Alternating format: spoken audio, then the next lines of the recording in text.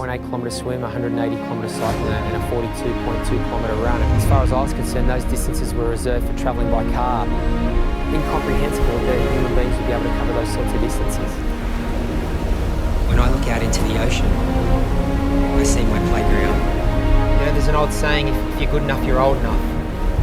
I don't look for excuses. I just want to race and race the best people on the biggest stage. I still have more to give to the sport, and I still love the sport. I'm passionate about it. I love the challenge it presents me every day. You know, when I go to work every day, I'm challenged on every level, and I love that.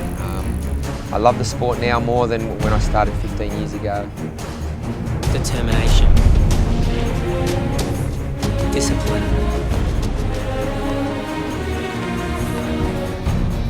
For a decade I dreamt about this race. The Leahy Drive is probably the most famous real estate in our sport. It's hard to describe. I wish I could put into words for everybody, you know, what it actually feels like.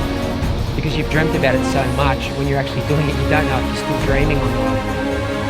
People are screaming at me and you never know with this race. You never know. It's tough, but you just got to fight through it. There are a lot of tough times. I remember sleeping in my bike bag. I just thought I had the dedication to do it and I wasn't scared of a little bit of hard work. A swim of 51:43, a bike of 4 hours and 37 minutes, and a marathon of 2:45.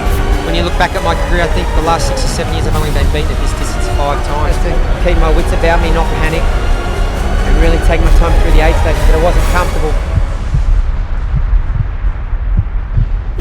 2 hours is nothing compared to what we've all been through for 15 years. It's nothing, and it'll be over.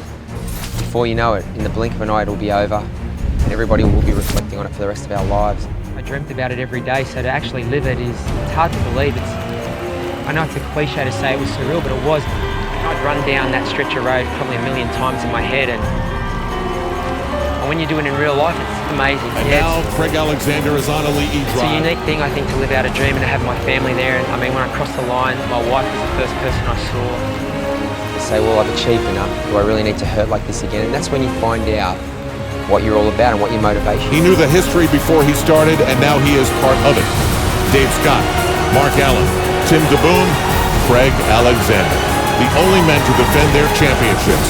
It's such an honour and privilege to have raced here, let alone have won here.